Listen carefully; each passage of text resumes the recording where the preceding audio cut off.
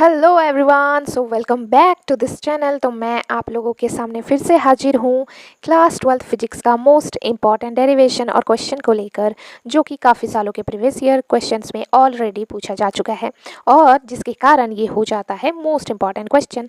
तो इसके पहले वाले क्वेश्चंस और वीडियोज़ अगर आपने नहीं देखा है तो डिस्क्रिप्शन बॉक्स में लिंक है, आप देख सकते हैं। और इस चैनल को कर लीजिए सब्सक्राइब, बिकॉज इस चैनल पर मैं आपको पूरी तरह से हेल्प करूँगी आपके 12th बोर्ड्स में। Okay, so let's get started. So Kirchhoff का प्रथम नियम, देखिए सबसे पहले किरचॉफ का प्रथम नियम को संधि का नियम भी कहा जाता है। अब आपको दोनों ध्यान में रखना है। क्यों? हो सकता है एग्जामिनेशन में पूछ लिया जाए कि संधि का नियम बताओ, तो अब आप कंफ्यूज हो जाओगे, है ना? तो पता होना चाहिए। तो हम सबसे पहले इसका स्टेटमेंट लिखते हैं कि यह आखिरकार ये नियम कहता क्या है। इस नियमानुसार या नियम के अनुसार, दोनों लिख सकते हैं। किसी, नोट कीजिए मेरे साथ, ठीक है, किसी विद्युत परिपथ में किसी भी संधि, राइट, किसी भी संधि पर मिलने वाली समस्त विद्युत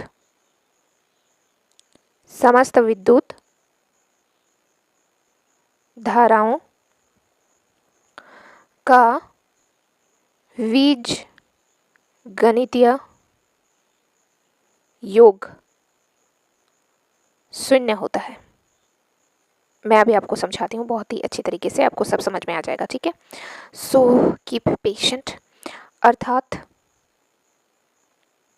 sigma I is equal to 0।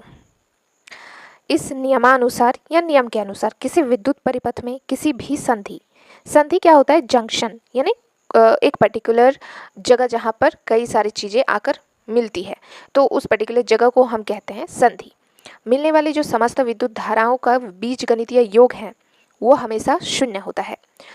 Sigma का मतलब होता है प्लस, ठीक है, योग, और आई मतलब धारा। तो जितनी भी धाराएं हैं उसका योग को डिनोट किससे करते हैं? सिग्मा आई से, और ये बराबर हमेशा 0 होता है।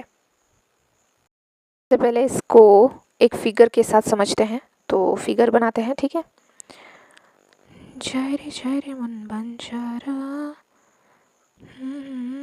धरपाड़ा दिशहारा, जय रे मन बंजारा। अच्छा, ये जो फिगर है ना, आपको एग्जामिनेशन में पेंसिल से ड्रॉ करना है, ठीक है, नहीं तो आपको मार्क्स बिल्कुल भी नहीं मिलेंगे। पेन से नहीं करना है, ओके। जय रे मन बंजारा, जय मन दरबारा, संगे दिशहारा। सो ये हमारा I1 है, ये हमारा I4 है, ये हमारा I3 है, ये हमारा I2 है, और ये 0 है, ठीक है, और ये हमारा I5 है, ठीक है। और संधि कहाँ है गाइस? ये देखिए, ये है संधि। क्यों? क्योंकि सारा जितने भी धाराएं हैं ये सब इस संधि पर आकर मिल रही है, इस पॉइंट पे आकर मिल रही है, तो इसको हम क्या कहेंगे? संधि। अब तो यहाँ पर हमने जो जो किया वो लिख लेते हैं। माना I1 O I4 धारा संधि शून्य पर प्रवेश करते हैं तथा I2, I3 O I5 धारा संधि से बाहर की ओर जा रही है।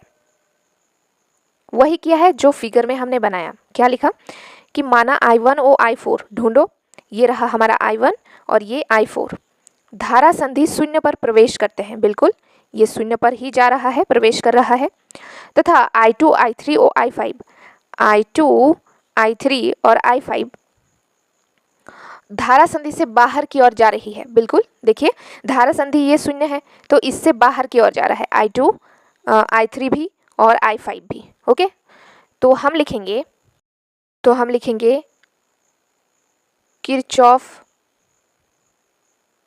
के प्रथम नियम, जो कि संधि का नियम है, वो कहता है कि सिग्मा I इक्वल टू 0 होगा, मतलब जितनी भी धाराएं हैं उसका योग 0 के बराबर आएगा। ठीक है, तो I1 पहला धारा है, तो I1 देखो संधि की ओर जा रहा है, यानी शून्य पर प्रवेश कर रही है, तो ये पॉजिटिव में होगा। प्लस I2 जो धारा है आप देख सकते हैं ये संधि से दूर जा रही है, इसका मतलब इसको हम लेंगे माइनस में। ये चीज़ आपको ध्यान रखना है, जो धारा संधि की ओर प्रवेश कर रही है उसको हम प्लस से लेंगे, जो धारा संधि से बाहर की ओर जा रही है उसको हम माइनस से डिनोट करेंगे। ओके, फिर प्लस अब I3 भी संधि से बाहर की ओर जा रही है, तो हम यहाँ पे माइनस I3 लेंगे। फिर प्लस I4 देखो संधि की तरफ जा रहा है, तो ये हमारा पॉजिटिव में ही रहेगा। जो I5 है, सो आप देख सकते हैं जो I5 है ये संधि से बाहर की ओर जा रही है, तो इसको भी हम माइनस में लेंगे। I5 भी हमारा माइनस में होगा और इक्वल टू 0। सो ये I1 प्लस माइनस में माइनस I2 प्लस माइनस में minus I3 plus I4 plus minus में minus I5 equal to 0। I1 positive में है, I4 पॉजिटिव में है, तो इसको इस साइड ही रख लेते हैं, I1 प्लस I4। ये माइनस I2 उस साइड जाएगा तो प्लस I2, फिर ये माइनस I3 उस साइड जाएगा तो प्लस I3, ये माइनस I5 उस साइड जाएगा तो प्लस I5। सो ये हमारा एक रिजल्ट आ चुका है। बट इस रिजल्ट से क्या कंक्लूजन निकला गाइस? हम लिखेंगे अर्थात किसी भी, चाहे कोई भी संधि हो, सो अर्थात किसी भी, चाहे कैसा भी संधि हो, किसी भी संधि पर प्रवेश करने वाली धारा का योग एवं उस संधि से निकलने वाली जो धाराओं के योग के बराबर होती है। मैं आपको थोड़ा सा समझा देती हूँ, इससे हम क्या कंक्लूजन निकाल रहे हैं कि अर्थात किसी भी संधि पर, चाहे कोई भी संधि हो, कोई भी जंक्शन हो, जितने भी धाराएं प्रवेश करती है उसका योग और जितनी धाराएं उस संधि से निकलती है उन सभी धाराओं का योग दोनों आपस में बराबर होते हैं। जैसे कि I1 प्लस I4 है जो कि संधि की तरफ प्रवेश कर रही थी, और I2, I3, I5 जो संधि से बाहर की ओर जा रही थी, तो देखो दोनों बराबर आया है ना। सो इसी के साथ हमारा ये कंप्लीट होता है, ये क्वेश्चन, ये डेरिवेशन। सो प्लीज़ इसको तैयार कर लेना।